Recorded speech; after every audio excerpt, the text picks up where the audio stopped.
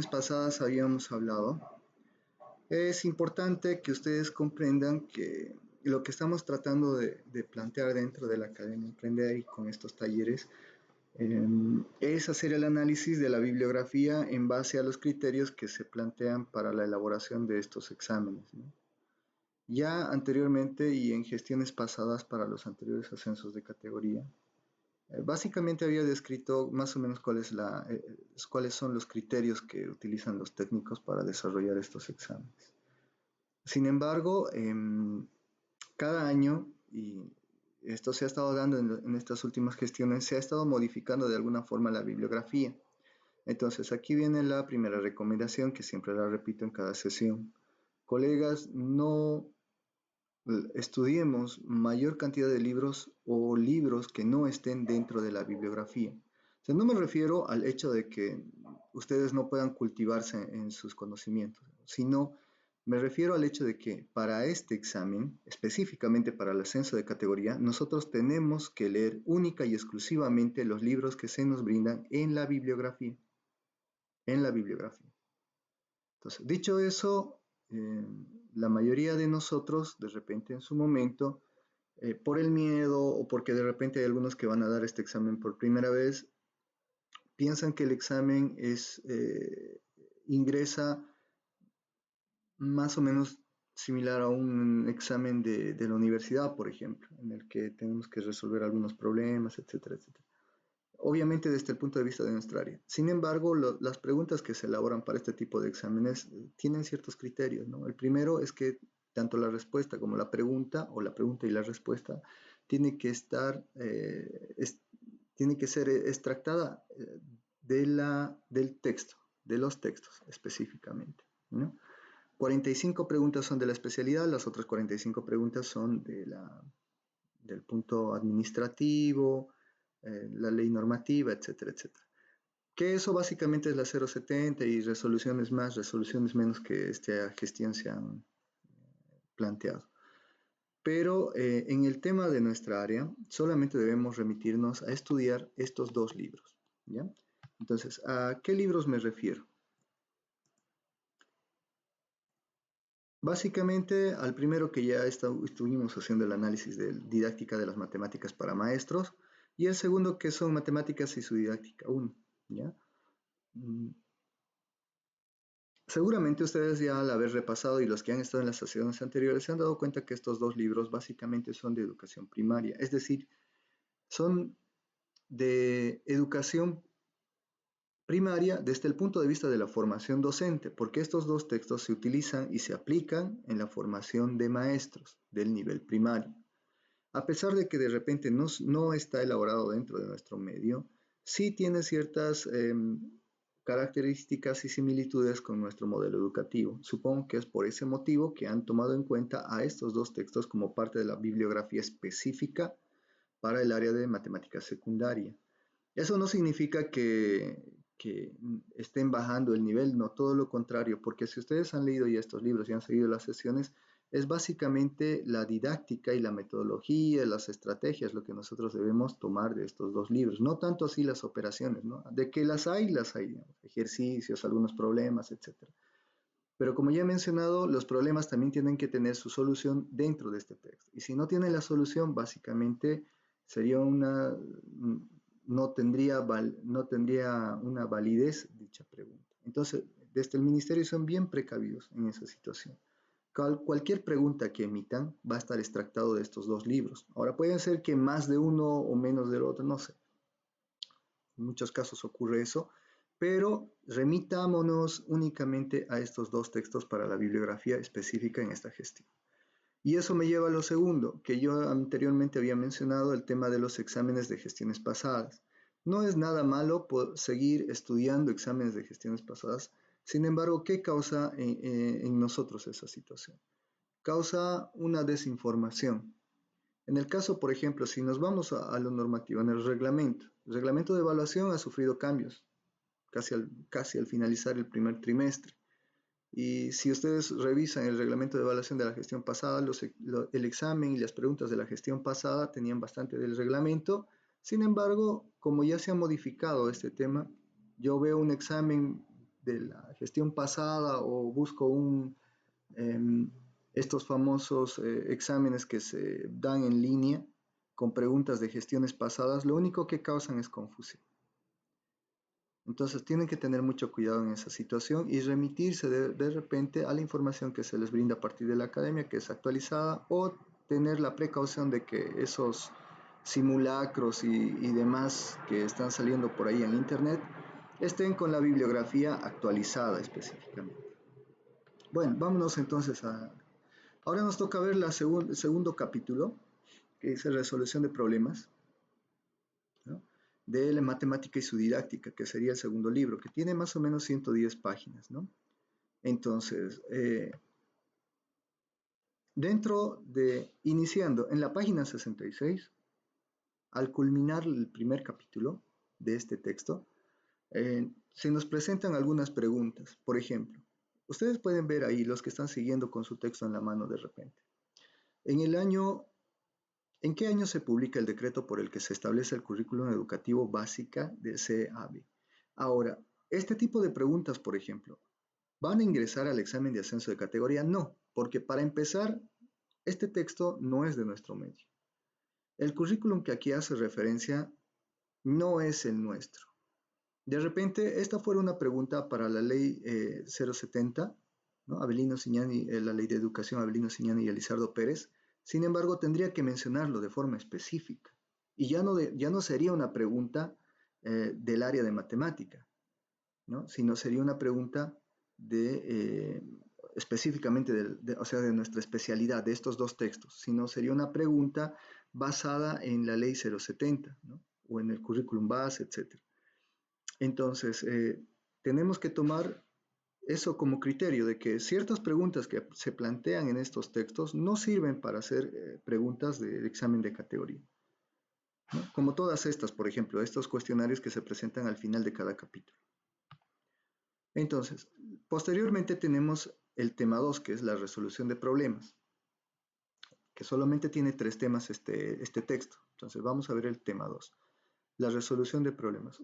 Yo voy, de repente levanto un poquito más la voz o ya he mencionado para aquellos que recién están ingresando que lo relevante para los técnicos al momento de elaborar las preguntas son las definiciones, son teoremas si se presentan, estrategias, metodologías, también aquello que está con negrita o de repente aquello que está con cursiva, ¿no? Siempre y cuando sea una definición, una referencia bibliográfica, un periodo de tiempo, etc. Entonces, eso tengo que tomarlo muy en cuenta. También algunos problemas que se plantean en este libro, pero aquellos que tengan solución directamente en el mismo libro, ¿ya? No aquellos que de repente se plantean en forma de pregunta y posteriormente no tiene respuesta por ningún lado del libro que le busquemos. ¿Y eso por qué? Porque todas las preguntas tienen que ser verificables, ¿no? No pueden ser discutibles. Es decir, si así sea un problema propuesto, todos los textos que tienen problemas propuestos, al final tienen el solucionario de los problemas propuestos. No el procedimiento, sino la solución en sí. ¿Eso qué quiere decir? Que si yo tomo un problema propuesto como técnico, coloco un problema propuesto, a pesar de que no tengo el procedimiento, tengo la solución. Entonces, yo me estoy basando en el texto, porque puede ser por ahí que en otro texto la misma pregunta tenga otro resultado, ya sea por un error técnico, un error de typeo o error del mismo autor, editor, etc. Puede ser un error, pero basta eso para generar duda razonable y crear controversia en esa pregunta, en torno a esa pregunta. Entonces, ¿por qué es importante que las preguntas tengan sus respuestas en el mismo libro? Para no generar ese tipo de controversias que ya se ha dado en gestiones pasadas. Ahora, en esta situación, por ejemplo, lo que vamos a hacer en la metodología para los que están ingresando recién es la lectura del texto que vamos a ir viendo y posteriormente extractamos preguntas de todo este material que se nos está brindando. Creo que hay alguna consulta por ahí. Bueno. Bien, iniciamos entonces. Resolución de problemas. Distinción entre problema y ejercicio. Es generalmente admitido que la resolución de problemas tiene como finalidad el desarrollo del pensamiento y el razonamiento lógico. pero es significativo el número de escolares que realizando la actividad presentada no muestran un desarrollo acorde con la finalidad propuesta. De estas observaciones podemos deducir que, o bien la resolución de problemas no implica en el alumno el desarrollo del pensamiento y del razonamiento lógico, o bien que lo que se resuelve no son problemas. Esta cita sirve de introducción para intentar resolver la pregunta de qué es un problema y qué no lo es. En el mismo libro, un poco más adelante, se encuentra una definición sencilla y rotunda. Un problema es una situación que no se sabe resolver cuando se presenta. Siguiendo la misma argumentación, lo importante de esa definición sería la relación alumno-problema, que establece la situación problemática como tal se daría en el sujeto. Lo que es un problema para un niño de 6 años puede no serlo para otro de 12 o para un adulto. Si en cambio, ante una cuestión planteada, se conoce un camino para su resolución, aplicando herramientas previamente aprendidas, estaríamos ante un ejercicio. Entonces, nótese que hasta esta parte lo relevante de todo esto que hemos leído es simplemente la diferencia que existe entre un problema y un ejercicio. Y eso puede ser material, por ejemplo, para una pregunta. ¿Cuál es la diferencia entre un problema y un ejercicio? ¿O qué caracteriza a un ejercicio en diferencia de un problema? Y ahí sabemos, ¿no?, cuáles son la diferencia, por ejemplo. La resolución, la aplicación de herramientas previamente aprendidas, y eso sería propiamente de un ejercicio. Características de los ejercicios y características de los problemas. Características de los ejercicios. Se ve claramente que hay que hacer. La finalidad es la aplicación mecánica de algoritmos. Se resuelve en un tiempo relativamente corto. No se establecen lazos especiales entre el ejercicio y la persona que lo resuelve. Generalmente tiene una sola solución.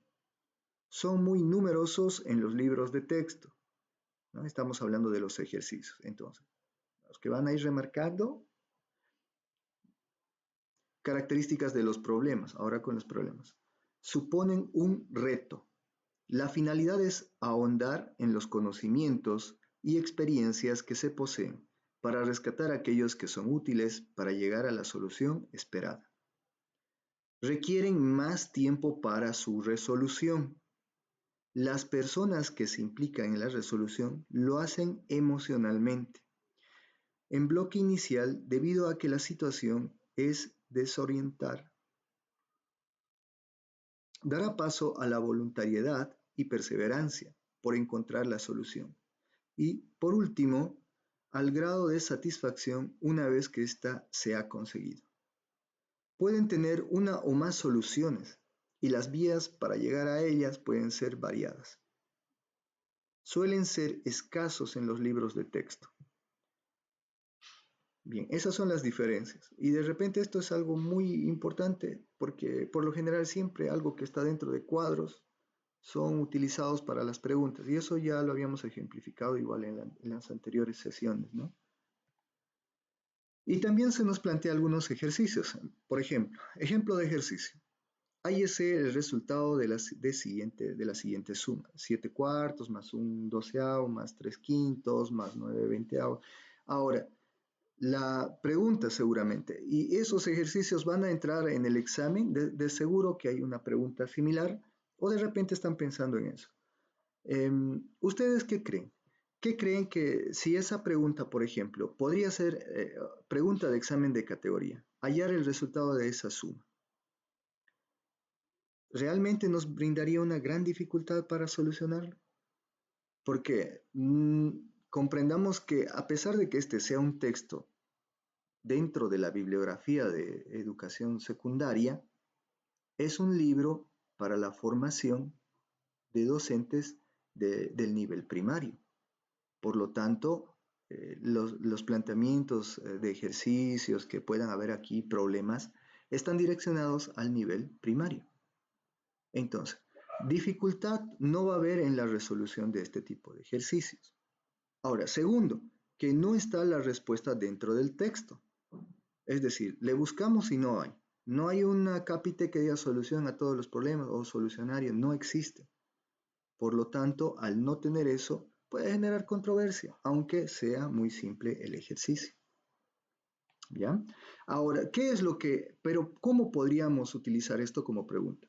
Justamente en su naturaleza, nos podrían preguntar, el siguiente ejemplo es un ejercicio o un problema, así. Entonces, si tenemos esto, nosotros tenemos que definir si es un ejercicio o es un problema y encerrar ese bolillito, pero no en sí la solución del ejercicio, ¿no? Otro ejemplo de problema. Ahora nos plantea un problema. ¿Cuántos números menores de 1000 hay en los que la suma de sus cifras sea 7? También cualquiera de los propuestos en las páginas siguientes, nos dicen, ¿no? Ahora, aquí lo que debemos entender es que lo siguiente, la explicación de qué es un ejercicio, nos decían que necesitamos métodos y un proceso algorítmico que nos lleva a un resultado definido.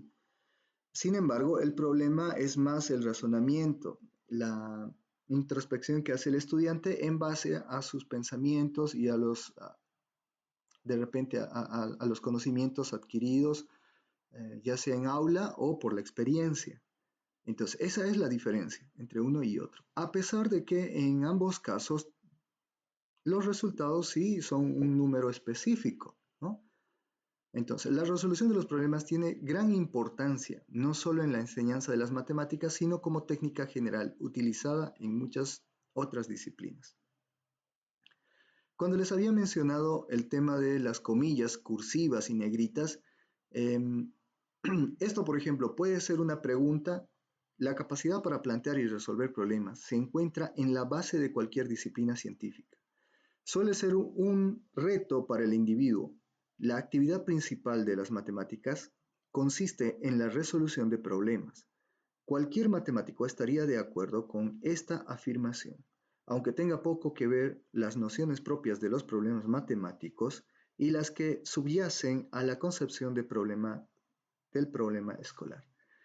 En realidad sí pueden ser preguntas, pero en este caso, por ejemplo, podrían colocarnos la siguiente cita corresponde al autor y nos ponen ahí una serie de autores.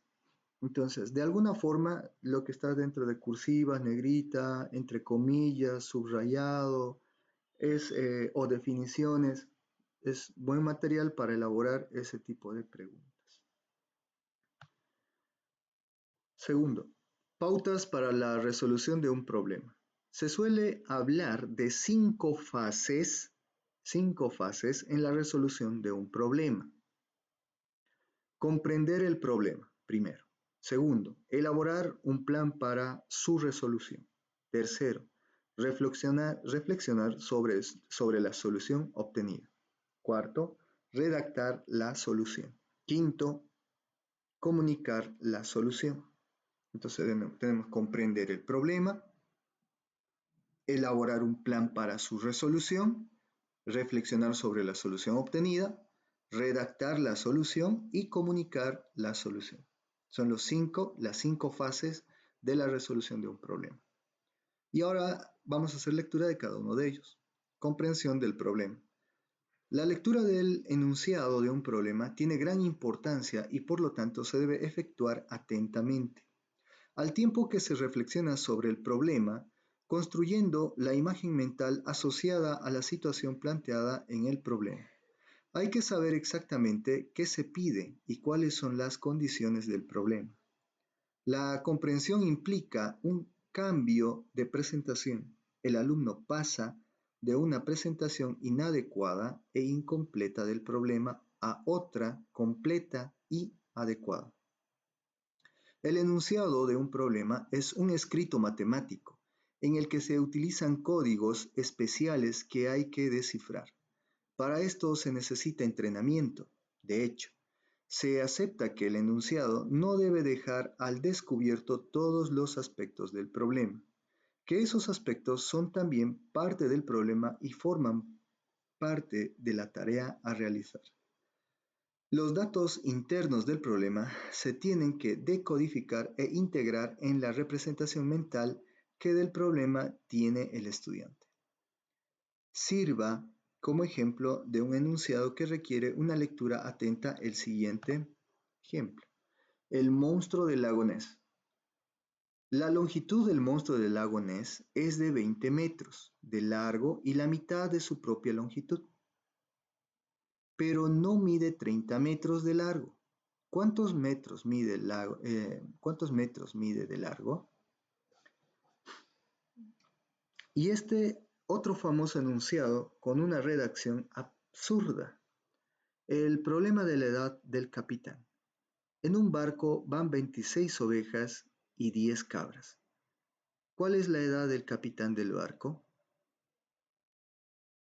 Bueno, ya podemos comprender en ambos casos cuál es de hecho, lo que nos están planteando, ¿no?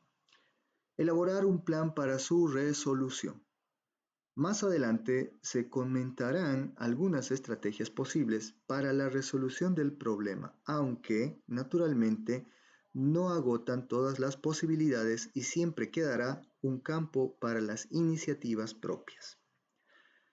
Esas estrategias son fundamentales para conseguir resolver el problema y, por lo tanto, la elaboración del plan. Se apoya en el empleo adecuado de las estrategias. Reflexionar sobre la solución obtenida. Hay que comprobar si la solución obtenida tiene sentido y si responde a lo que el problema planteaba. Asimismo, hay que fijarse en el proceso seguido para la resolución. De él podemos aprender y nos puede ser útil para otros problemas. Redactar la resolución. Es importante hacer explícito todo el proceso de resolución, redactándolo de forma clara y ordenada, de manera que se pueda ser comprendido por otra persona. Comunicar la solución. Ya esta sería la quinta fase, ¿no?, de las etapas de la resolución de problemas. El objetivo de esta fase es efectuar el contraste de todo el proceso.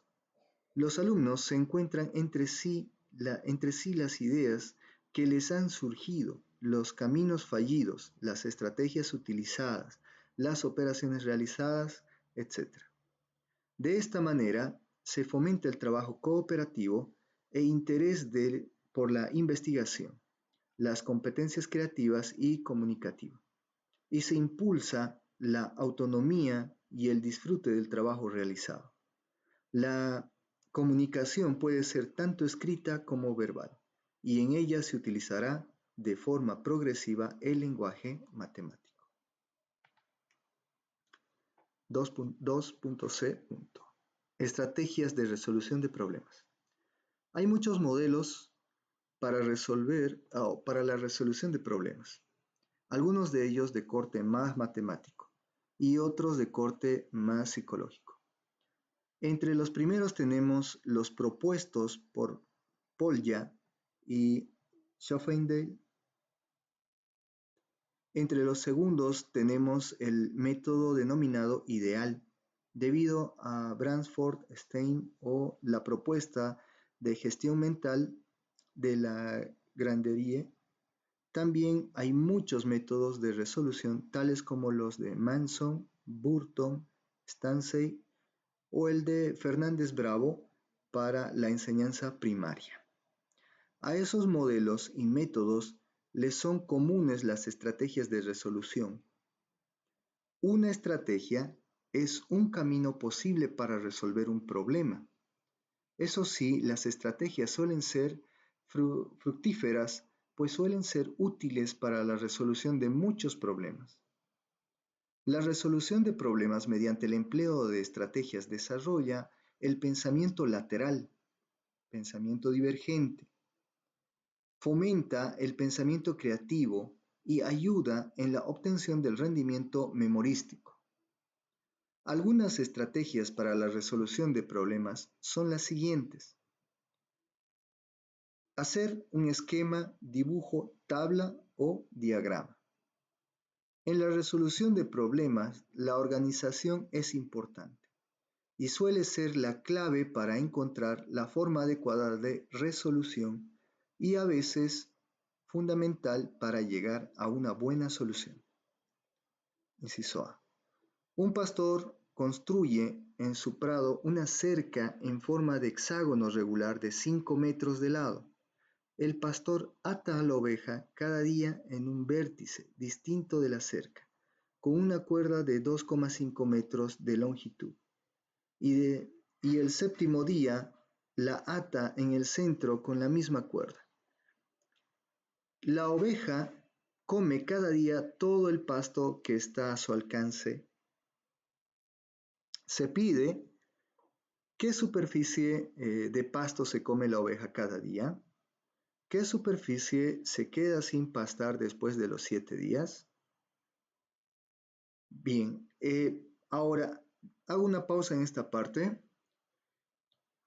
porque estos ejercicios que se nos plantean como ejemplos para demostrar el orden en la resolución de los problemas a través de las estrategias, ¿no? Nos dicen que debemos ser, uno, esquemáticos, dibujar tablas, diagramas, etc. Sin embargo, la pregunta, esto que está aquí, puede ser una pregunta para un examen de ascenso de categoría. Nuevamente, está más al criterio en este caso, este tipo de preguntas tienen respuestas que se podrían obtener a partir de una fórmula, ¿no es cierto? En este caso podríamos utilizar el radio, la fórmula de la circunferencia, etc., o el sector circular. Sin embargo, ¿cuál es el punto aquí en el cual se podrían entrampar quienes elaboran este tipo de exámenes?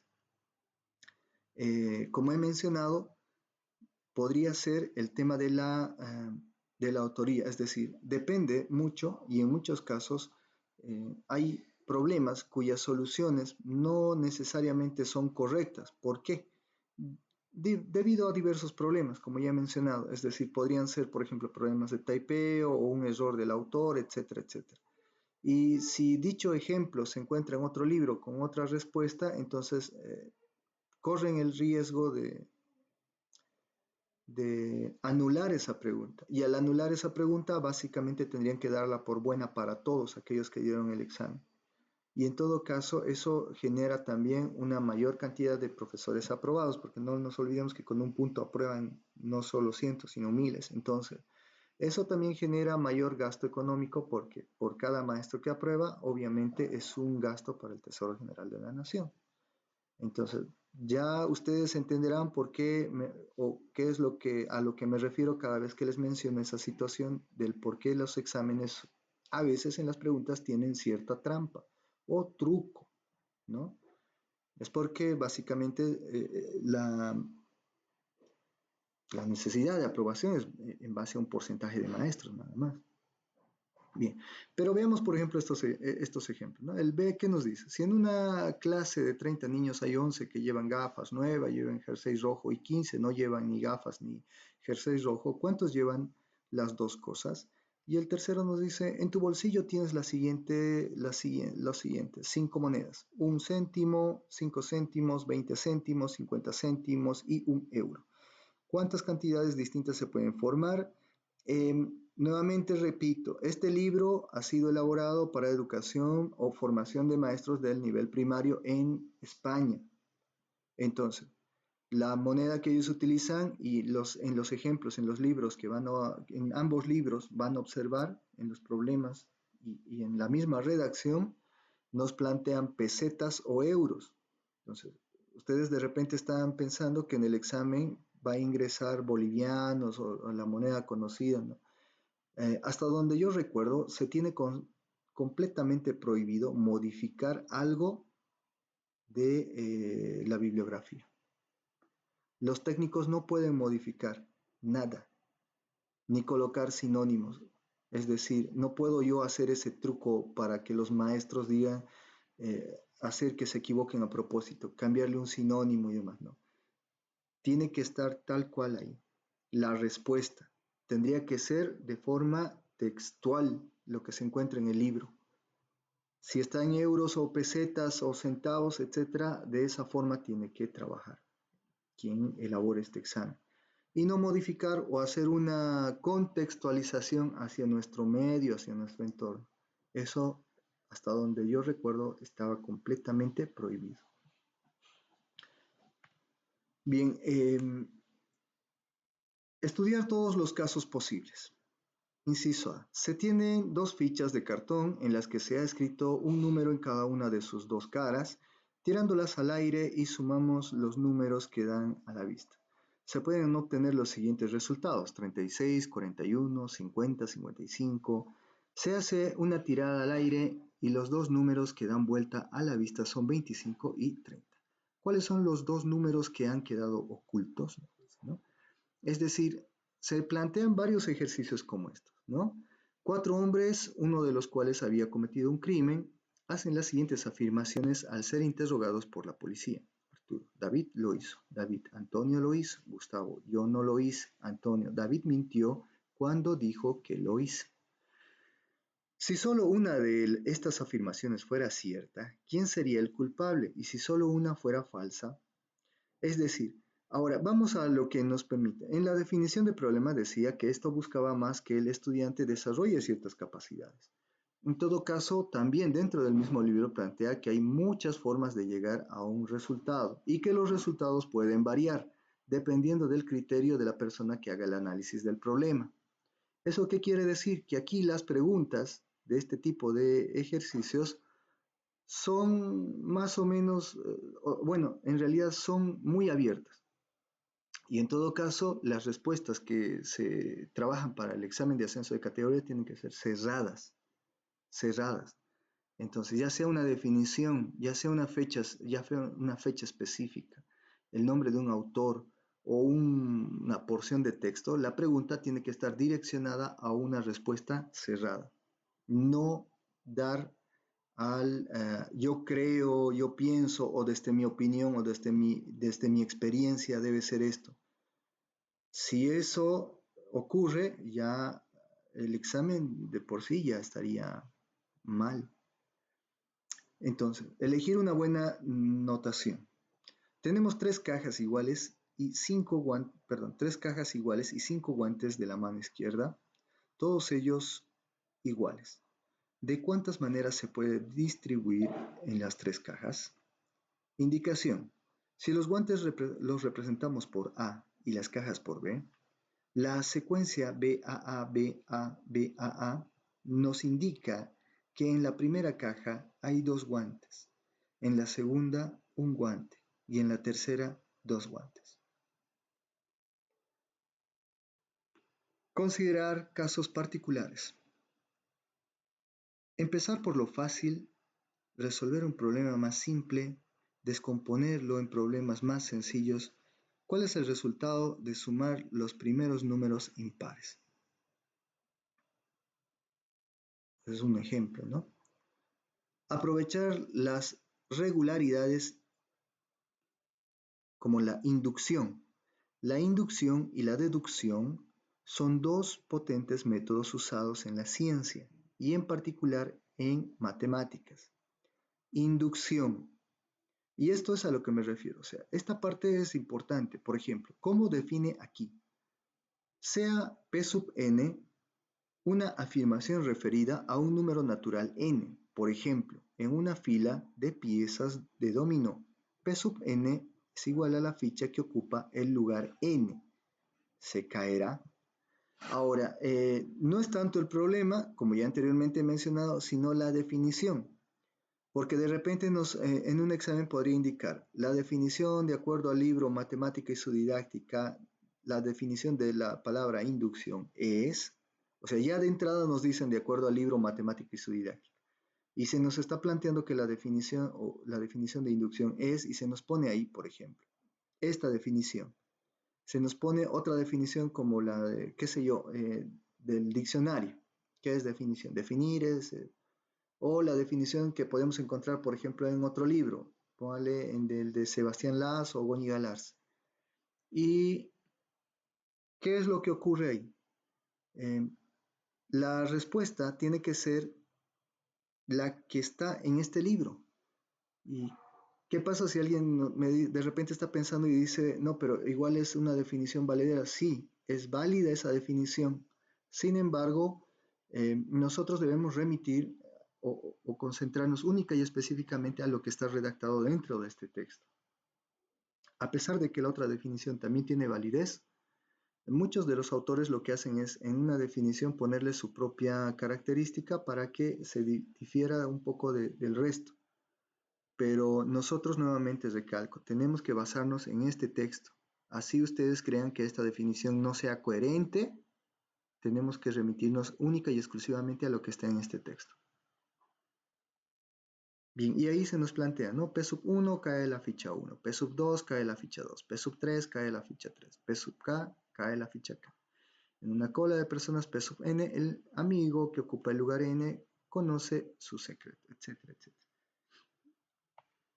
Se nos plantean varios ejemplos. Otro ejemplo, el genio de la botella, ¿no? El relato de Robert Louis Stevenson, titulado El diablo de la botella, nos presenta una versión distinta de nuestra estrechez de miras. El genio encerrado en la botella está dispuesto a satisfacer cada uno de nuestros antojos románticos y nuestros caprichos financieros. Se nos da la posibilidad de comprar esa botella con su sorprendente inquilino con una cantidad que hemos de fijar nosotros mismos. Sin embargo, existe una limitación. Una vez que hayamos acabado con la botella, hay que venderla a otra persona a un precio estrictamente menor que el de compra. Si no somos capaces de venderla a alguien por un precio menor, perderemos todo lo que poseemos y sufriremos penalidades implacables e insoportables. ¿Cuánto pagarías por esa botella? Desde luego, no se puede pagar un céntimo, porque entonces no podríamos venderla por un precio menor. Tampoco se pueden pagar 2 centavos, porque no encontraríamos a nadie dispuesto a comprarla por un centavo, porque entonces no podría venderla. El mismo razonamiento sirve para un posible precio de 3 centavos, pues la persona a quien tendríamos que vender la botella por 2 centavos argumentaría que no encontraría a nadie a quien venderla por un centavo. Análogamente, para los precios de 4, 5, 6 centavos, etc. La inducción matemática permite formalizar el razonamiento que demuestra sin vuelta de hoja que no se puede comprar el genio de la botella por ninguna cantidad. Sin embargo, casi con toda la seguridad, usted estaría dispuesto a comprar la botella por 1.000 euros. Yo lo haría. ¿En qué punto deja de ser convincente el argumento contrario a la compra de la botella? Deducir y sacar conclusiones. Deducción. Averigüe una palabra de 5 letras que tiene en común con cada una de las anteriores. Tantas letras como indica el número que se da al lado. Puede haber más de una solución. Bien, me detengo aquí. El año pasado habían preguntas que tenían gráficos. Aquellos que ya han dado varias veces el examen de ascenso de categoría y aquellos que van a dar por primera vez. El tema de los gráficos es, de repente, se podría decir, dependiendo. ¿Dependiendo de quién? Dependiendo de la autoridad que se encuentra en ese momento dentro del ministerio. En gestiones pasadas se prohibía colocar imágenes o gráficos o que las preguntas partan de un gráfico, ya que ocupaban mucho espacio. Y como ustedes han podido observar los exámenes de ascenso de categoría, algunas preguntas ocupan casi media columna, ¿no? Porque están formuladas en forma de columnas. Entonces ocupan casi media columna. Algunos, no todos. Y nos lleva mucho tiempo hacer la lectura de cada una de esas preguntas con cada una de sus respuestas. Entonces, colocar un gráfico de repente generaba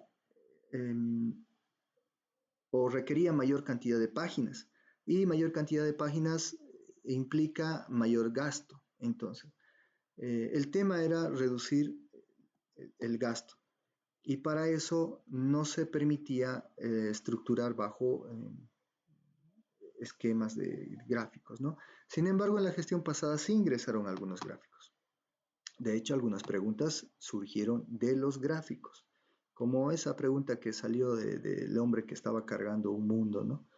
Lo decía en la página, ni siquiera la página, sino mencionaba que había un gráfico en una esquina del libro, que había un hombre cargando y ahí se nos plantea un mundo, un cubo, un no sé qué cosa, ya no recuerdo muy bien esa pregunta, pero básicamente la respuesta era un mundo de metal o acero. Entonces, ¿quién habría pensado que iban a estructurar una pregunta a partir de una imagen como esa? Lo hicieron de forma literal, no colocaron la imagen como tal, pero también en algunos casos colocaron algunos ejercicios que surgían de gráficos. Entonces, en este caso, por ejemplo, ¿esta pregunta puede ser para un examen de ascenso de categoría? No, porque eh, la respuesta puede puede ser variada, ¿no?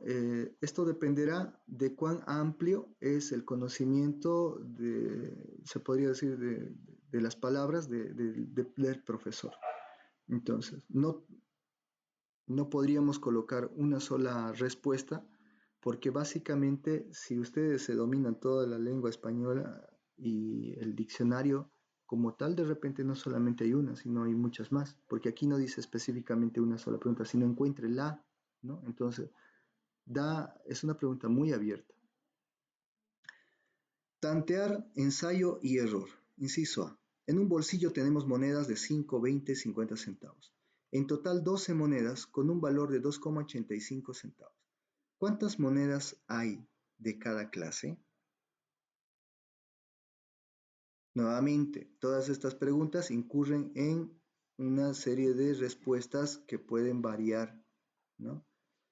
Calcular el número tal que al elevarlo al cuadrado y sumarle el número buscado dé como resultado 132. Aquí ya el procedimiento puede ser diferenciado, pero el resultado es uno solo. Empezar un problema desde atrás. Tres personas tienen varias monedas en la mano, con las que juegan al siguiente juego. Cada una arroja una moneda al aire. Si dos de ellas consiguen el mismo resultado y la tercera no, esta última debe dar las otras dos una cantidad igual a la que en ese momento del juego dispone cada una de ellas. Después de 3 jugadas, la situación del juego es: cada una ha perdido una sola vez y todas tienen la misma cantidad de 240 euros. ¿Cuánto dinero tenía cada una en el momento de iniciarse el juego? Sacar partido de la simetría. Calcula cuál es el área sombreada de la figura, sabiendo que el lado del cuadrado grande es L igual a 9 centímetros y que A, B, C y D son los puntos medios de los lados del cuadrado. Bien, aquí se nos plantea un problema. Este problema, a diferencia del resto, esta sí puede ser útil para un examen de ascenso de categoría, porque tiene la pregunta y la respuesta. Demostración por reducción al absurdo. Para demostrar la veracidad de algo que estamos buscando, a veces resulta más sencillo suponer que no es cierto y deducir consecuencias de esta apreciación. Se llega así a una contradicción. Inciso A. Demostrar el conjunto vacío es subconjunto de cualquier otro conjunto X. Si fuera así, debería existir al menos un elemento del conjunto vacío que no perteneciera al conjunto X. Pero el conjunto vacío no tiene ningún elemento y por lo tanto esta última suposición no es posible. Es un absurdo. Luego, el conjunto vacío no contiene elementos que no estén en X. Y por lo tanto, conjunto vacío está incluido en X. Se tiene un tablero de ajedrez de 8 por 8, cuyas casillas miden todas 1 centímetro por 1 centímetro. Y se cuenta además con muchas piezas de dominó de dimensiones 2 centímetros por 1 centímetro. Nótese que podemos colocar algunas de estas piezas de manera que cada una de ellas cubra 2 casillas del tablero de ajedrez. Claramente haciendo esto, el tablero puede ser cubierto totalmente, sin que ninguna pieza quede con un trozo fuera del tablero. Podría todavía ser cubierto si se eliminan las casillas en una de las esquinas del tablero y si se eliminan las 2 casillas de 2 esquinas opuestas. Se basa en la siguiente idea. Si 20 palomas, principio del palomar, se basa en la siguiente idea. Si 20 palomas se meten en 19 huecos, necesariamente hay un hueco, debe de haber más de una paloma. ¿Cuántas veces se debe lanzar un solo dado para obtener la misma puntuación? Por lo menos 2 veces. Los casos posibles. Huecos son 6. 1, 2, 3, 4, 5, 6. Y las veces que se debe lanzar como mínimo serán, por tanto, 7. Juegos y problemas lógicos. Un pastor con una enorme col, una enorme oveja y un enorme lobo llegan a un río en el que hay una diminuta barca, en la que no caben más que el pastor y una de sus pertenencias. Si llega al lobo y la oveja, si deja al lobo y la oveja solos, el lobo se come a la oveja. Y si deja a la oveja y a la col sin vigilancia, ya sabemos qué pasará con la col. Eso sí, el lobo no es vegetariano. Quiere pasar quiere pasar a todos al otro lado del río. ¿Cómo lo hará? Hacer estimaciones. ¿Cómo harías una estimación de lo extenso que es tu vocabulario? Es decir, del número de palabras cuyo significado conoces. Bien, ahora de aquello que hemos ido repasando, vamos a hacer, tenemos que elaborar y básicamente ustedes van a ir respondiendo a algunas preguntas. Pueden ir haciendo eso de forma interna, como hasta a la fecha hemos estado trabajando. Determine la primera, ¿no? Determine la opción que corresponde a las características de los problemas. Bien, ahora, nuevamente, entiéndase la pregunta. Dice, determine la opción que corresponde a las características de los problemas. Al principio habíamos observado que hay una diferencia clara entre lo que es un ejercicio y un problema. Los ejercicios tenían estos elementos y los problemas tenían estos otros, ¿no es cierto? Entonces, el primer inciso nos dice, A, se ve claramente que hay que hacer, supone un reto.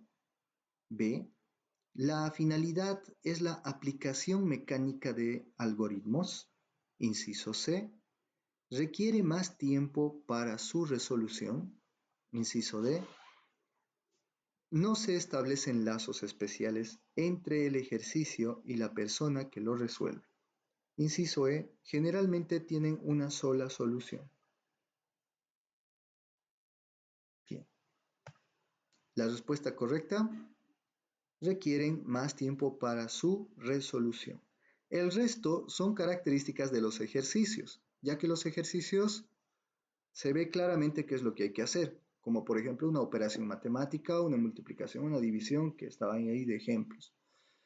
La finalidad de la aplicación es mecánica y algorítmica. Ustedes saben que, por ejemplo, para sumar una serie de fracciones hay un procedimiento, el procedimiento algorítmico, ¿no? Paso a paso.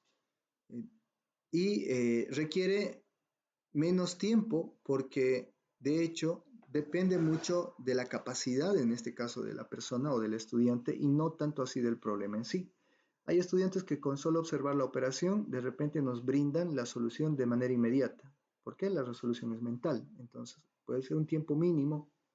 Sin embargo, los problemas requieren más tiempo porque es analizar, comprender, empatizar con el problema, ¿no es cierto?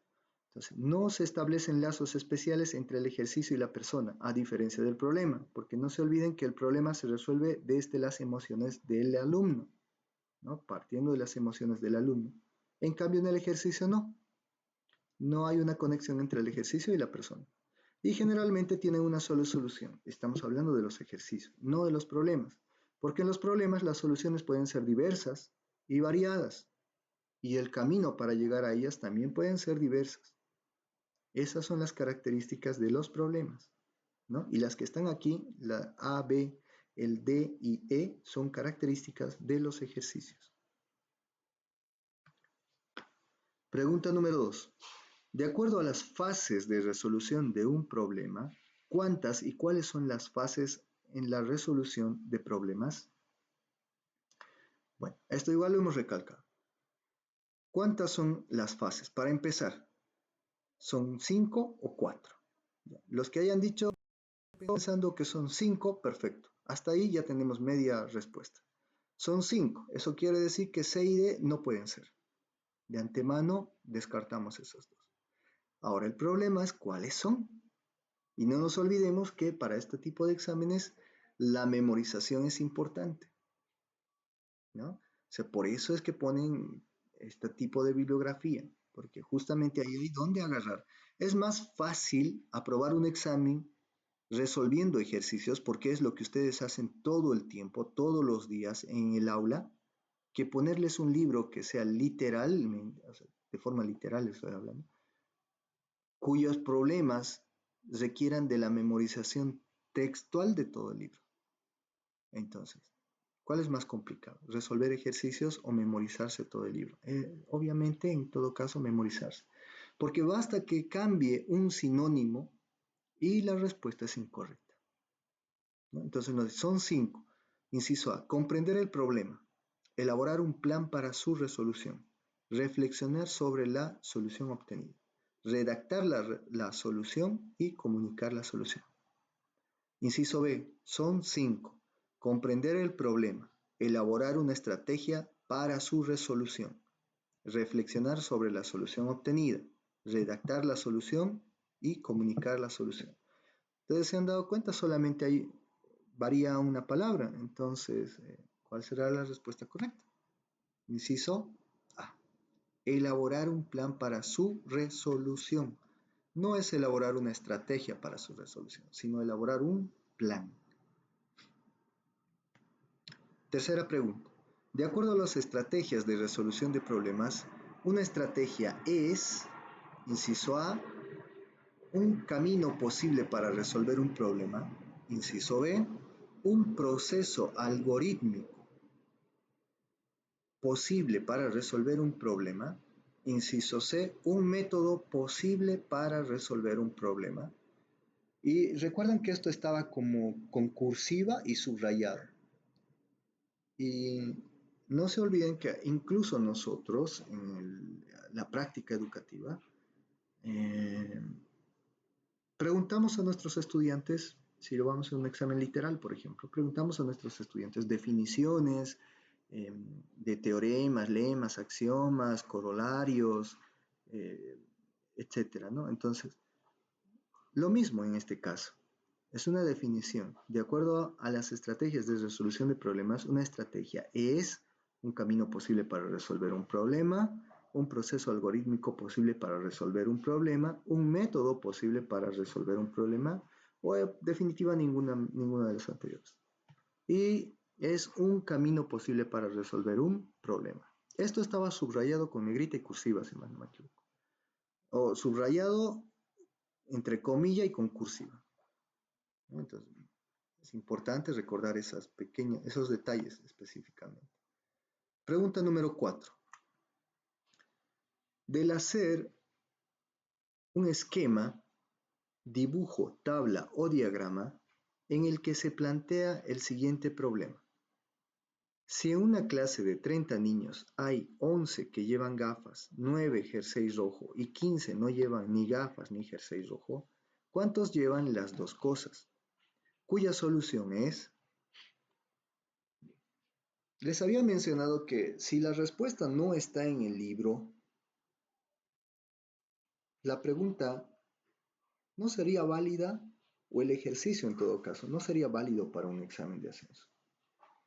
Porque como ya he mencionado, la respuesta puede ser variada. Sin embargo, en algunos problemas, la respuesta no difiere, es única. Aunque la forma que ustedes lleguen a esa respuesta puede ser variada, analítica, gráfica, a través de esquemas, etcétera. La idea es llegar a una respuesta. Ahora, pongámosle que extracten una pregunta de estas que está en el libro, pero que no tiene la respuesta. ¿Cuál sería la respuesta correcta? Si en una clase de 30 niños hay 11 que llevan gafas, 9 jersey rojo y 15 no llevan ni gafas ni jersey rojo, ¿cuántos llevan las dos cosas? ¿Cuál es la solución? Bien. La solución en este caso es 5. De repente alguno ya lo ha sacado igual, pero vayamos a ver a través de un pequeño esquema. De antemano nos dicen que de los 30, 15 no llevan ni gafas ni jersey rojo. Por lo tanto, 15 se van. 15 de esos estudiantes se van. Y solamente nos quedarían 15. Ahora, de esos 15 nos dicen que 11 llevan gafas, ¿no es cierto? 11 llevan gafas. 11 estudiantes llevarían gafas. Pero también nos dicen 9 llevan jersey rojo. 9 llevan jersey rojo. Perfecto. Ahora ustedes dirán, no, el problema puede tener diferentes resultados. ¿Por qué? Porque de repente los 9 pueden estar dentro de estos 11 que llevan gafas. Claro, posiblemente, pero en todo caso no se habría comprendido la pregunta. Porque en la pregunta más al final nos dice que 15 no llevan nada. Entonces, si yo coloco a los 9 con jersey dentro de los 11 que llevan gafas, estos 4 no llevarían ni gafas ni jersey, por lo tanto, no serían 15, sino serían 19 los que no llevan nada. Y estaríamos yendo en contra del ejercicio. Ahora, ahora creo que sí, ahora se entiende el por qué esta sí puede ser una pregunta de examen de ascenso, porque sí existe una respuesta única, a diferencia de los otros que están a criterio o interpretación de repente. Entonces, en todo caso, 9 llevan jersey rojo, partiendo del otro extremo, obviamente. ¿Y cuántos llevan ambas cosas? Tanto las gafas como el jersey. Obviamente la intersección entre ambos, ¿no? Estaríamos hablando de 5. Por lo tanto, solo 5 llevan ambas cosas, gafas y jersey. Ahora, pueden utilizar otro método, ya les he mencionado. Pueden utilizar el método de álgebra abstracta a través de conjuntos, por ejemplo, sea el conjunto A, sea el conjunto universo de 30 estudiantes, el conjunto A de 11 estudiantes con gafas, el conjunto B, etcétera, etcétera. La intersección entre ambos. Pueden utilizar lenguaje abstracto, pueden utilizar una solución analítica o gráfica o esquemática, como en este caso. La idea es que el procedimiento puede ser cualquiera, pero la solución es única. Por eso, puede ser una pregunta para el examen de ascenso de categoría. Entonces, tenemos que empezar a discernir cuáles de todos estos problemas que se nos plantean en este texto sí pueden ser preguntas de examen de ascenso de categoría.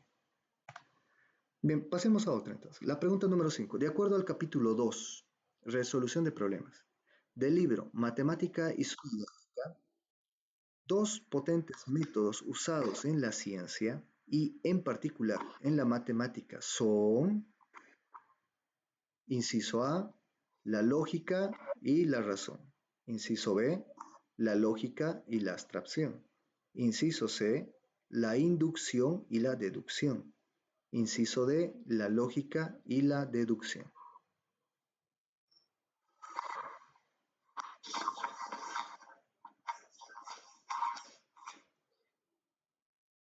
Colegas, hay alguien que creo que tiene el micrófono abierto. Bueno, entonces la respuesta correcta es la C, la inducción y la deducción. Pregunta número 6. Determinar el inciso que plantea el problema según la definición de tantear. Recuerden que habían varias definiciones dentro de este texto y en una de ellas hacía mención a tantear, ¿no? Al tanteo. Entonces, el inciso que plantea el problema según la definición de tantear. Inciso A. En un bolsillo tenemos monedas de 5, 20 y 50 centavos en total.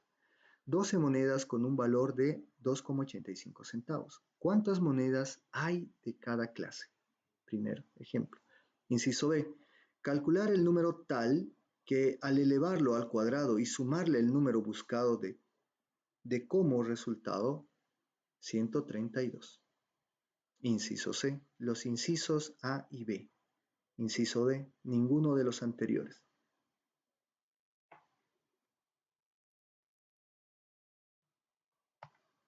Y la respuesta correcta es los incisos A y B. Ambos son ejemplos de tanteo, ¿no?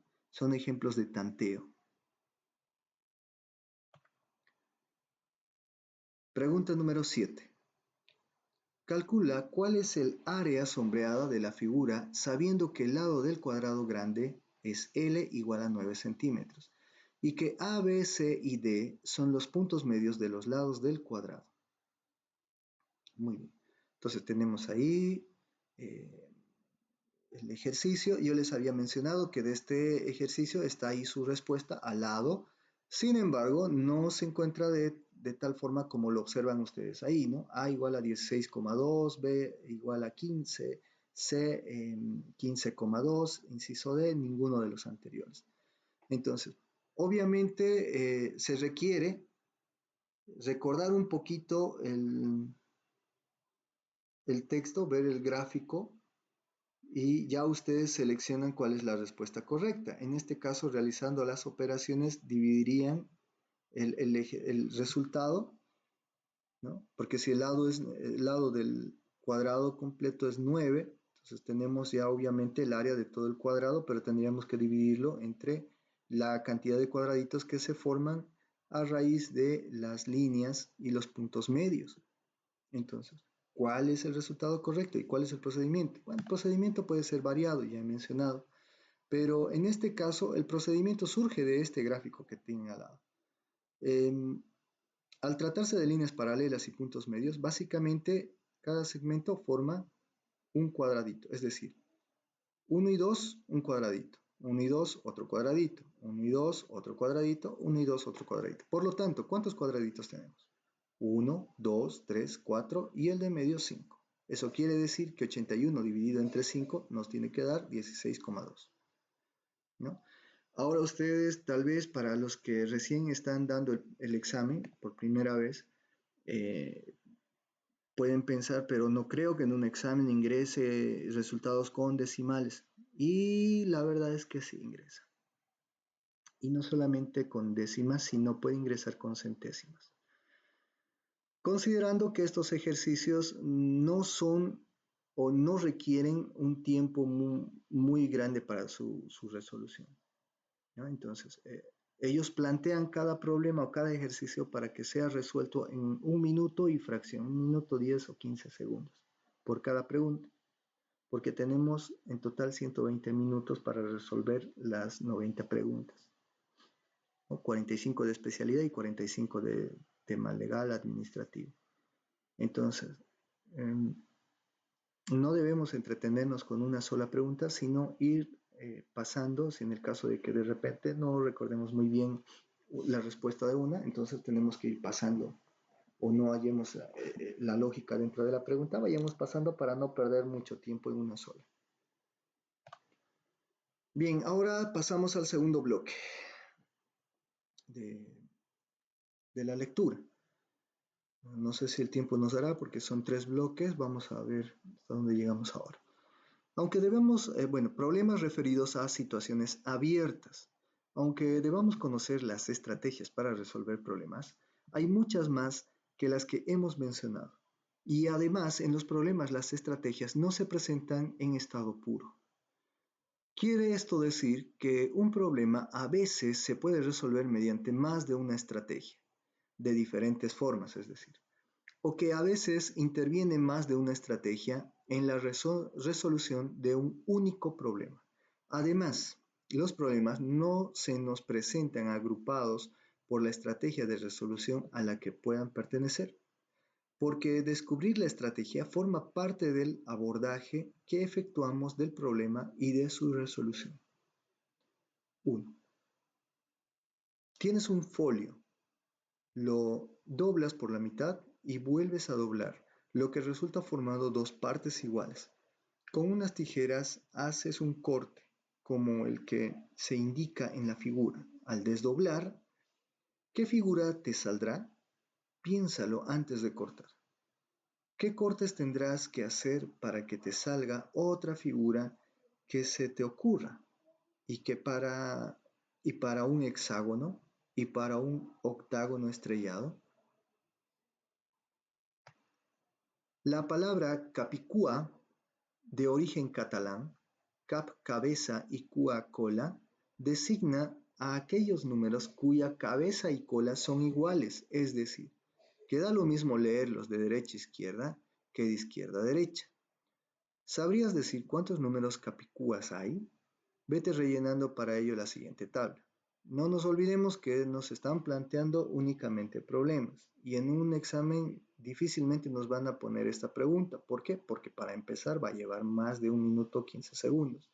Y uno de los criterios que se les indica a los técnicos en su momento fue que la resolución de las preguntas no demoren más de 2 minutos, ya que estarían yendo en contra del derecho del maestro.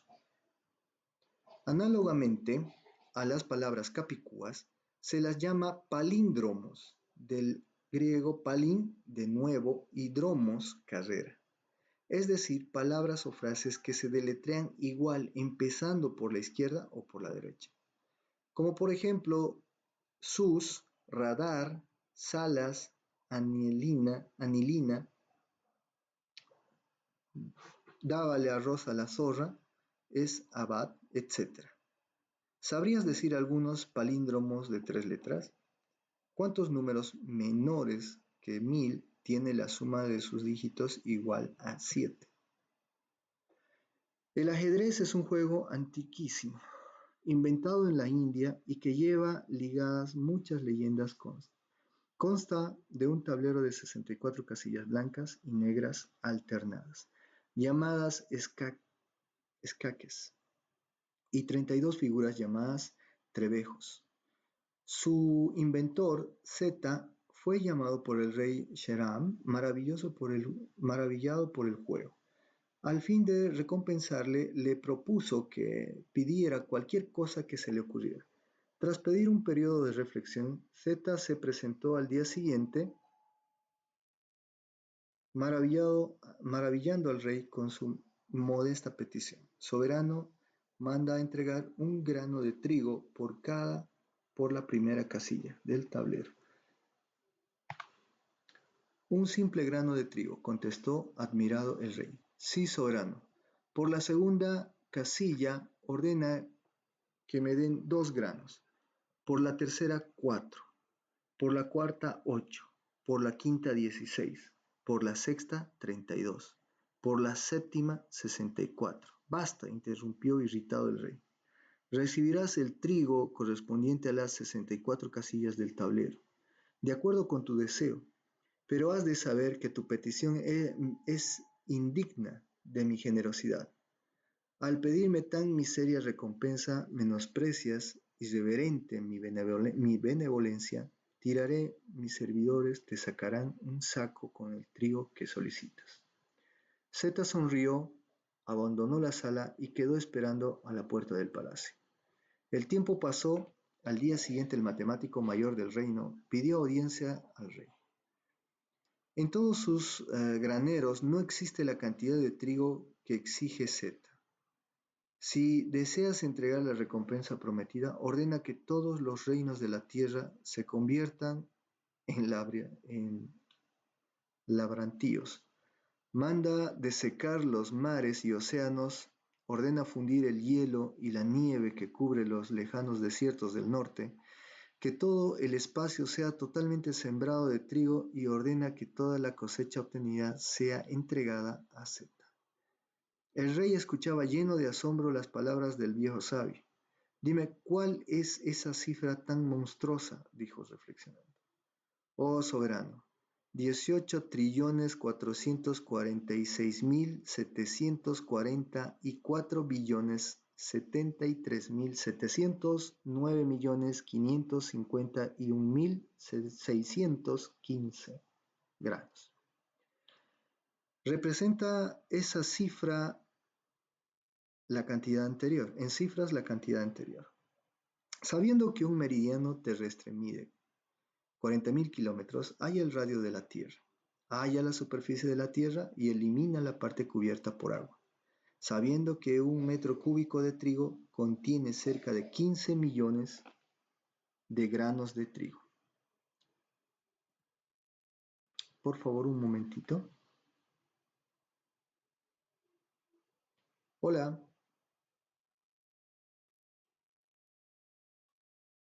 Ya, muchísimas gracias, Lice.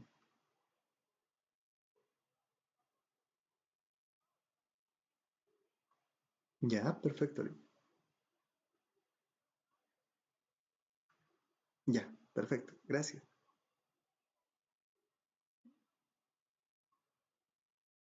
Sí, 5:30. Ya, perfecto. Muchas gracias. Ya, está bien, gracias.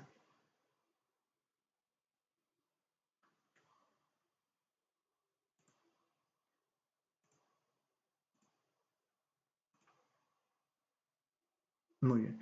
Vamos a ir adelantando un poquito, perdón, mil disculpas.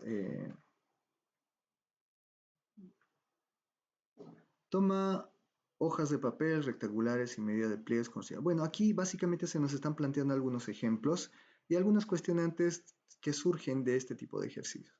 Nuevamente, esto puede ser una pregunta de examen, de repente, obviamente que no.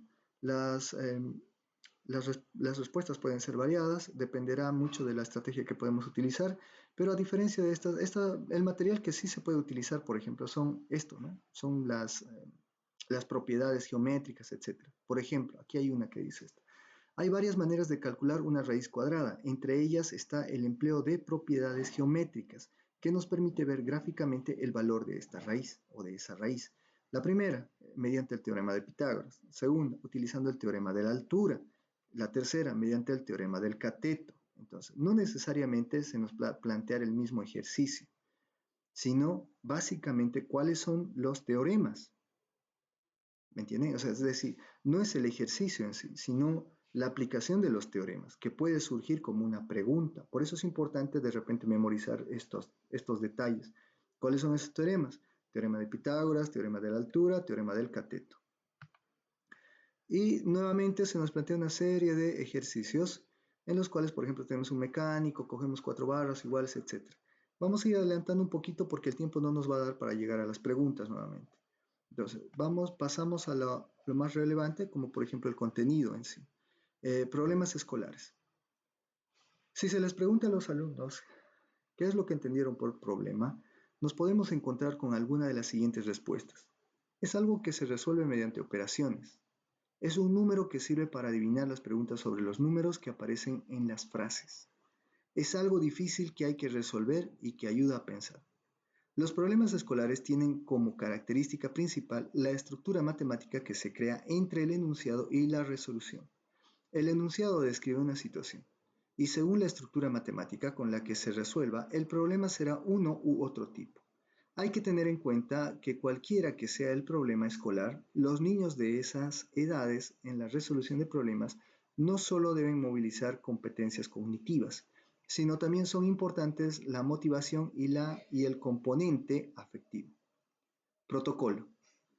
Hay varios protocolos utilizados en la resolución y presentación de problemas, todos parecidos y cuyo objetivo es que el alumno trabaje y presente el proceso de resolución del problema de forma sistemática y ordenada. Nosotros presentamos dos protocolos muy conocidos y fáciles de utilizar. Primero,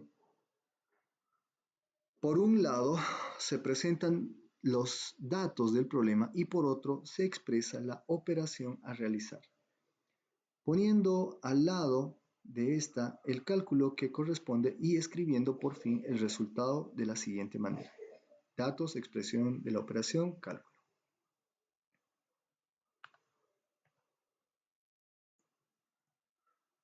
Segundo, la resolución de un problema se expresará mediante los siguientes pasos: esquema, planteamiento, organización, operaciones y comprobación del resultado, ¿no? La resolución de un problema se expresará mediante los siguientes pasos: esquema, planteamiento, organización y operaciones y comprobación de resultados. En el caso del esquema están los datos conocidos, qué es lo que nos piden determinar, puedo hacer un dibujo que me ayude a comprenderlo, como en el problema, por ejemplo, de los estudiantes, ¿no? Planteamiento: cómo organizo los datos, qué pasos puedo dar para obtener el resultado, cálculos y resaltar el resultado. Y por último, comprobación del resultado. Esta completa la respuesta. Puede haber más soluciones. ¿Tiene sentido lo que he hecho y obtenido? Entonces, también se nos plantean algunos otros ejercicios respecto al tema del protocolo, ¿no? Por ejemplo, un fabricante de pinceles los empaqueta en cajas de 24. Si le han encargado 15 cajas y cada pincel vale 7 euros, ¿cuánto le costará el encargo? Y así sucesivamente. Pasamos a tipos de problemas en enseñanza primaria. Y aquí ya he mencionado, no porque este sea un texto de primaria significa que haya habido un error, no, todo lo contrario, lo que de aquí van a preguntar es la metodología nuevamente. Problemas aritméticos. En un problema aritmético se describe una situación o suceso cotidiano mediante un enunciado que contiene aspectos cuantitativos. Para resolver el problema se deben hacer inferencias en las que se utiliza el lenguaje de las matemáticas. En la medida en la que las matemáticas son un lenguaje, los datos de un problema se deben traducir a ese lenguaje, pasando así de la situación descrita en el problema a una estructura numérica de primer nivel, adiciones y sustracciones. Se llaman de primer nivel porque su resolución solo se necesita una operación de estructura aditiva o resta. Pueden ser de diferentes tipos. Cambio. Partiendo de una situación inicial y mediante un cambio positivo o negativo que se produce en esa situación inicial. Se llega a una situación final. Es una situación dinámica y solo se hace referencia a un tipo de unidad. Situación inicial, cambio, situación final. La incógnita puede aparecer en 3 posiciones. Puede aparecer en la situación inicial, puede aparecer en el proceso de cambio o puede aparecer en la situación final. Según donde aparezca la incógnita y según que el cambio sea positivo o negativo, se tienen 6 tipos de problemas distintos, ¿no? Y ahí se nos presenta una serie de ejemplos, ¿ya?, de este tipo de problemas. Combinación. Se unen los elementos de dos conjuntos que no cambian. Se combinan dos cantidades para obtener una tercera. La situación es estática. Se nos presentan sus ejemplos. Comparación. Se comparan dos cantidades entre sí mediante las expresiones más que, menos que, según el tipo de comparación positiva o negativa. Y según la comparación de la incógnita, la cantidad más grande, la menor o la comparación misma. Surgen 6 tipos de problemas. La situación es estática. Y también se nos plantean algunos ejercicios o ejemplos en ese punto. Multiplicación y divisiones. En los problemas de sumas y restas aparecen un único tipo de elementos. En los problemas de multiplicación los elementos son de 2 tipos: bolsas y canicas, botellas de leche y precio de la botella, baldas y juguetes, etc., ¿no? Problemas de razón. En los problemas de razón, dice, de proporcionalidad entre dos magnitudes, se resuelven mediante un producto, una división, una proporción o una regla de 3. Intervienen 4 variables. Y ahí se nos presenta un ejemplo por cada una de estas variables. Tenemos 7 bolsas por cada canica. ¿Cuántas canicas tenemos? Una bolsa que contiene 3 kilos de pastas cuesta 7,5 euros. ¿Cuánto costará 5 kilos de patatas? Y así, ¿no? Vamos a ir apurándonos un poquito, ya que tenemos que llegar por lo menos a las preguntas del segundo bloque.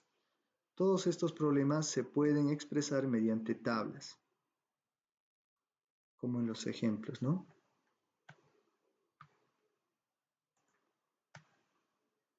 Factor n es un caso especial de los problemas de razones. Para efectuar la comparación se utiliza un coeficiente multiplicador.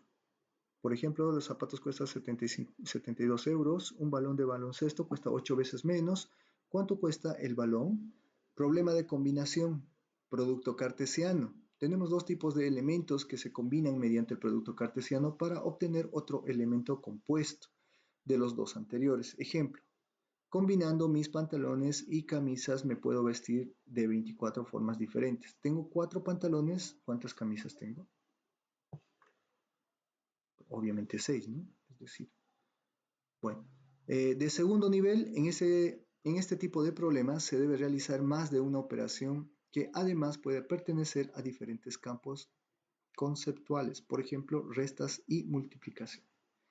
Entonces, más allá de los ejercicios, pasemos a las definiciones. Por ejemplo, problemas geométricos. La sola utilización de la geometría estática como elemento de aprendizaje crea conflictos didácticos que se tratan de superar con el uso de la geometría dinámica, bien con la manipulación de materiales o con programas informáticos del tipo GeoGebra, donde las figuras tienen movimiento siendo más sencillos y motivadores para el alumno comprobar y generalizar las propiedades de las figuras. Geoplano, ejemplo, ¿no? Este es un geoplano. Poliminos, no son polinomios, son poliminos. En la enseñanza elemental de la geometría ha tenido desde siempre carácter deductivo, pero hoy en día se intenta reforzar un aspecto inductivo. Los poliminos se construyen partiendo de cuadrados. A los de 2 cuadrados se les denomina dominos, a los de 3 triminos, a los de 4 tetraminos, etc.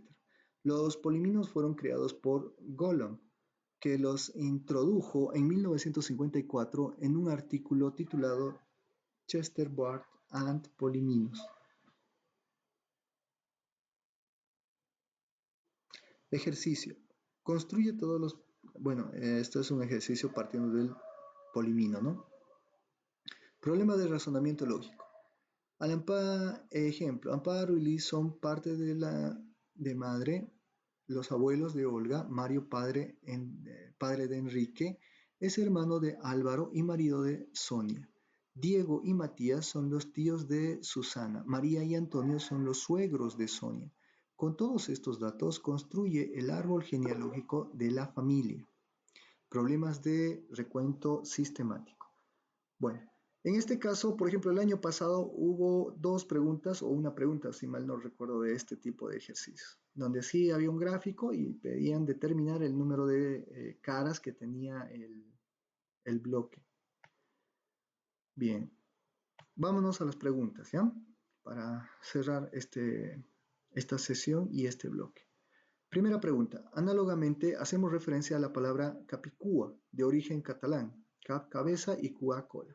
Designa a aquellos números cuya cabeza y cola son iguales, es decir, que da lo mismo leerlos de derecha a izquierda que de izquierda a derecha. Estamos hablando de un, inciso A, palíndromos, inciso B, acrónimo, inciso C, diacrítico, inciso D, ninguno de los anteriores.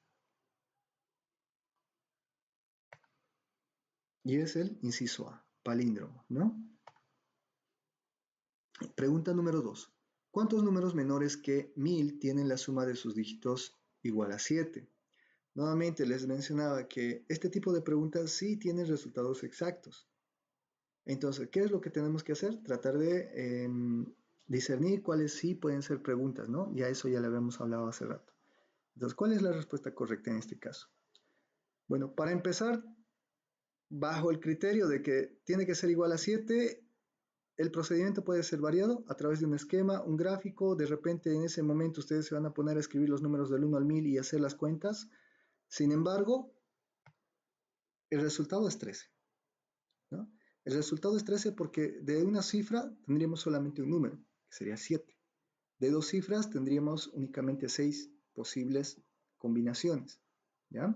Que serían básicamente, está partiendo obviamente partiendo de 10 para adelante, ¿no? Pues estamos hablando de dos cifras. Ingresaría, por ejemplo, el 16, pero también estaría su inverso, que sería el 61, y así sucesivamente. Buscando siempre esos números inversos también. Sería el 34 y al mismo tiempo el 43, y así sucesivamente. Ahora, en el de 3 cifras son otros 6, y ya no existirían demás cifras porque si pasamos a 4 cifras ya superaría el número de 1000. Entonces, por lógica, ya no existiría. Bien, pregunta número 3. ¿Mediante qué método gráfico podemos calcular la raíz cuadrada? ¿Mediante qué método gráfico podemos calcular la raíz cuadrada? Ahora, siempre hay este tipo de preguntas que son medio tramposas, ¿no es cierto? Por ejemplo, ahí dice, inciso A, mediante el teorema de Pitágoras. Inciso B, utilizando el teorema de la altura. Inciso C, mediante el teorema del cateto. Inciso D, todas las anteriores. Inciso E, solo A y B. Si hemos estado prestando atención, entonces la respuesta correcta ustedes saben que es todas las anteriores. Todas las anteriores a ese inciso, obviamente, que sería el teorema de Pitágoras, teorema de la altura y teorema del cateto, ¿no? Pregunta número 4. El protocolo para la resolución de un problema se expresa mediante los siguientes pasos. Inciso A, esquema, planteamiento, organización, operaciones, comprobación del resultado. Inciso B, esquema, organización, operaciones, comprobación del resultado.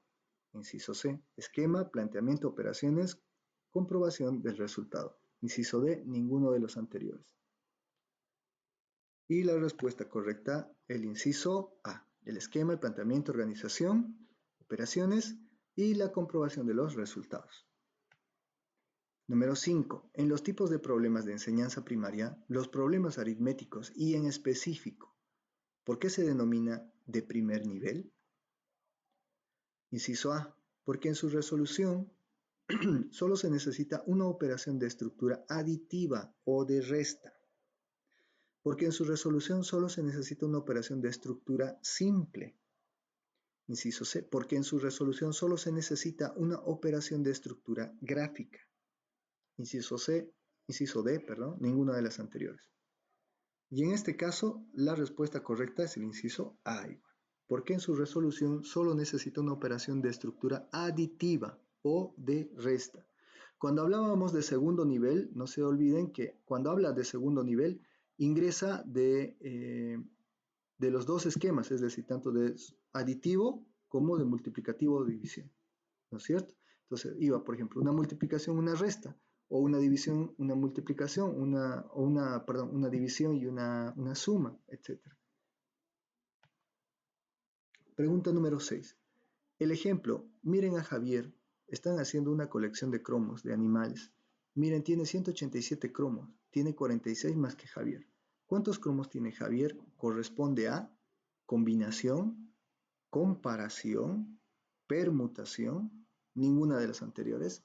Y esto también está dentro de este texto en las diferentes definiciones. Había definición y sus ejemplos, definición y sus ejemplos. Por eso les decía yo que es importante que, si bien el ejercicio no lo vamos a resolver, pero desde el punto de vista de que ese ejercicio lo puedo relacionar con la definición que le corresponde, ¿no? Y así se estructura la pregunta. Entonces, ¿cuál es la respuesta correcta? La comparación. Número 7. Considerando la definición de razón, determine el o los ejemplos correspondientes a dicha definición. Ejemplo 1. Tenemos 7 bolsas con canicas y en cada bolsa hay 5 canicas. ¿Cuántas canicas tenemos? Ejemplo 2. Una bolsa que contiene 3 kilos de patatas cuesta 4,5 euros. ¿Cuánto costará 5 kilos de patatas? Ejemplo número 3. Compré 6 botellas de leche y pagué 4,80 euros. ¿Cuánto vale cada botella? Ejemplo 4. Por un jamón entero pagamos 152 euros. El precio del jamón de esta clase es de 19 euros el kilo. ¿Cuánto pesa el jamón que hemos comprado? Inciso E, todas las anteriores. Y la respuesta correcta es el inciso E, todas las anteriores. Bien, para cerrar esta parte, la pregunta 8 creo que era la última de este bloque, les había mencionado que el año pasado ingresaron ciertas preguntas similares a estas, ¿ya? Pero habían caras. En este caso nos piden los bloques. ¿Cuántos bloques hay en cada construcción? Si bien no están las respuestas, estas son preguntas sencillas que sí se pueden tomar del libro porque en el mismo gráfico está la respuesta. En el mismo gráfico está la respuesta. Por lo tanto, sí puede ingresar como una pregunta. En el primero, por ejemplo, una multiplicación, ¿no es cierto? En el segundo, lo propio. Todas en sí son multiplicaciones básicamente. 12, aquí 13, 14, 16, 30, 28. En este caso, ¿qué estamos haciendo? Multiplicar, ¿no? 6 por 2, 2. Y aquí lo propio. 3 por 3 más 9 más 4 son 13. Y así sucesivamente. Entonces, simplemente es hacer un poquito de análisis y determinar la respuesta correcta. Bueno, tendríamos que continuar con el tercer bloque. Ya estaríamos en la página 82. Solamente nos quedarían un aproximado de 19 páginas para terminar el libro. Sin embargo, vamos a tener que quedar aquí debido al tiempo. De todas maneras, una vez que concluyan con este bloque, también están las preguntas correspondientes a este bloque. Estas diapositivas no se olviden que las tienen en la academia, al igual que el video, que lo voy a cortar en este momento.